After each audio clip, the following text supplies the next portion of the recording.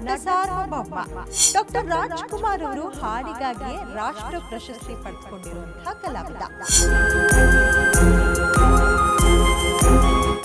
ಅಂತಹ ಗಾನ ಗಂಧರ್ವನ ಹಾಡು ಕೇಳುವುದು ಅಂದ್ರೆ ಕರ್ಣ ಕಠೋರ ಅಂತ ಒಬ್ಬ ವ್ಯಕ್ತಿ ಟ್ವೀಟ್ ಮಾಡಿದ್ದಾರೆ. ಗ್ಯಾರಂಟಿ ಗ್ಯಾರಂಟಿ ಗ್ಯಾರಂಟಿ, ಸುದ್ದಿ ಖಚಿತ, ನ್ಯಾಯ ನಿಶ್ಚಿತ. ಡಾಕ್ಟರ್ ರಾಜ್ಕುಮಾರ್ ಅಭಿನಯದ ವಿಷಯದಲ್ಲಿ ಅಣ್ಣವ್ರಿಗೆ ಸರಿ ಸಾಟಿನೇ ಇಲ್ಲ ಬಿಡಿ. ಭಾರತಕ್ಕೆ ಒಬ್ಬರೇ ನಟ ಸಾರ್ವಭೌಮ.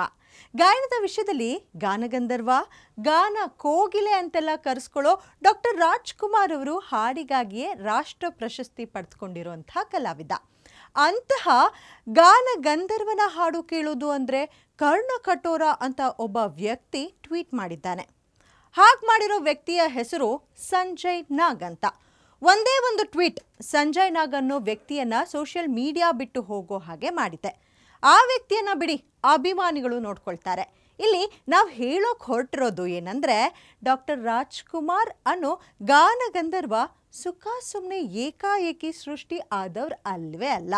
ಅವರು ಹಾಡಿರೋ ಹಾಡುಗಳು, ಆ ಹಾಡುಗಳಿಗೆ ಬಳಸಿರೋ ಶಾಸ್ತ್ರೀಯ ಸಂಗೀತದ ಸ್ವರ, ರಾಗಗಳು, ಆ ಹಾಡುಗಳನ್ನು ಶಾಸ್ತ್ರೀಯ ಸಂಗೀತ ಪ್ರವೀಣರು ಮೆಚ್ಚುವಂತೆ ಹಾಡಿದ್ದಾರೆ. ಅಂತಹ ಹಾಡುಗಳ ಒಂದು ಚಿಕ್ಕ ಪಟ್ಟಿ ಇಲ್ಲಿ ನಾವು ಕೊಡ್ತಿದ್ದೀವಿ. ನೀವು ಆಕಸ್ಮಿಕ ಸಿನಿಮಾ ನೋಡಿರ್ತೀರ ಅಲ್ವಾ? ಆ ಸಿನಿಮಾದಲ್ಲಿ ಅನುರಾಗದ ಭೋಗ ಅನ್ನೋ ಹಾಡಿದೆಯಲ್ಲ, ಈ ಹಾಡನ್ನು ಶುದ್ಧ ಸಾವೇರಿ ರಾಗದಲ್ಲಿ ಹಾಡಿದ್ದಾರೆ ಅಣ್ಣವರು. ಇನ್ನು ಶ್ರಾವಣ ಬಂತು ಚಿತ್ರದಲ್ಲಿ ಇದೇ ರಾಗದಲ್ಲಿ ಇದೇ ತಾಳದಲ್ಲಿ ಈ ಹಾಡಿದೆಯಲ್ಲ, ಇದು ಕೂಡ ಶುದ್ಧ ಸಾವೇರಿ ರಾಗದಲ್ಲಿದೆ.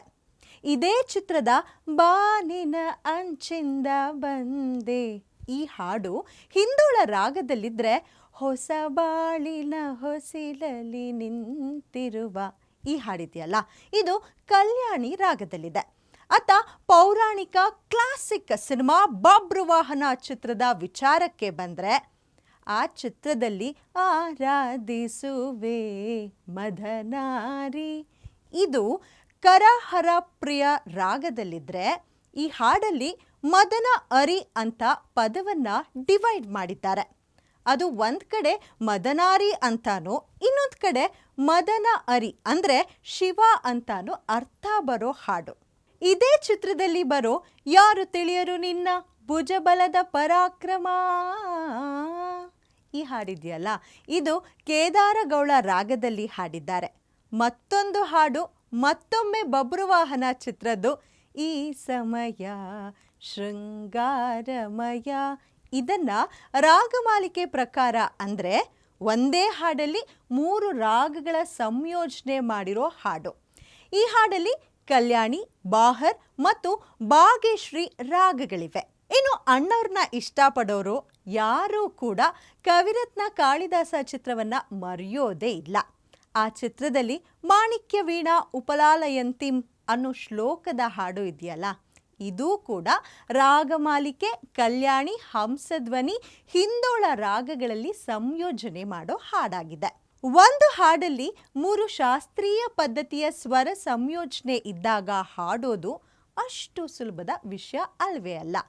ಇನ್ನು ಶ್ರೀನಿವಾಸ ಕಲ್ಯಾಣದಲ್ಲಿ ಬರೋ ನಾನೇ ಭಾಗ್ಯವತಿ ಹಾಡಿದೆಯಲ್ಲ, ಇದು ಕನ್ನಡ ರಾಗದಲ್ಲಿದ್ದರೆ, ಚಲಿಸುವ ಮೋಡಗಳು ಚಿತ್ರದ ಜೇನಿನ ಹೊಳೆಯೋ ಈ ಹಾಡಿದೆಯಲ್ಲ, ಇದು ಮೋಹನ ರಾಗದಲ್ಲಿದ್ದರೆ, ಹೊಸ ಬೆಳಕು ಚಿತ್ರದಿಂದ ಚೆಲುವೆಯೇ ನಿನ್ನ ನೋಡಲು ಈ ಹಾಡು ಅಬೇರಿ ಭೀಮ್ ಪಲಾಸ್ ರಾಗದಲ್ಲಿದೆ. ಕಣ್ಣೀರಧಾರೆ ಇದೇಕೆ ಇದೇಕೆ ಈ ಹಾಡು ಶುಭ ಪಂತುವರಾಳಿ ಲಲಿತ್ ರಾಗದಲ್ಲಿದೆ. ಇಲ್ಲಿ 2 ರಾಗಗಳನ್ನು ಸಂಯೋಜಿಸಿ ಹಾಡು ಬರೆಯಲಾಗಿದೆ. ಜ್ವಾಲಾಮುಖಿ ಚಿತ್ರದಲ್ಲಿರೋ ಹೇಳುವುದು ಒಂದು ಮಾಡುವುದು ಇನ್ನೊಂದು ಈ ಹಾಡು ಕೂಡ 3 ರಾಗಗಳಲ್ಲಿದೆ. ಚಕ್ರವಾಕ, ಅಹಿರ್, ಭೈರವ್ ರಾಗ, ಶ್ರುತಿ ಸೇರಿದಾಗ ಚಿತ್ರದಲ್ಲಿರುವಂತಹ ಬೊಂಬೆಯಾಟವಯ್ಯ ಈ ಹಾಡು ಚಾರುಕೇಶಿ ರಾಗದಲ್ಲಿದ್ದರೆ, ಶ್ರುತಿ ಸೇರಿದೆ ಹಿತವಾಗಿದೆ ಈ ಹಾಡು ಬೆಹಾಗ್ ರಾಗದಲ್ಲಿದೆ. ಅನುರಾಗ ಅರಳಿತು ಚಿತ್ರದ ಶ್ರೀಕಂಠ ವಿಷಕಂಠ.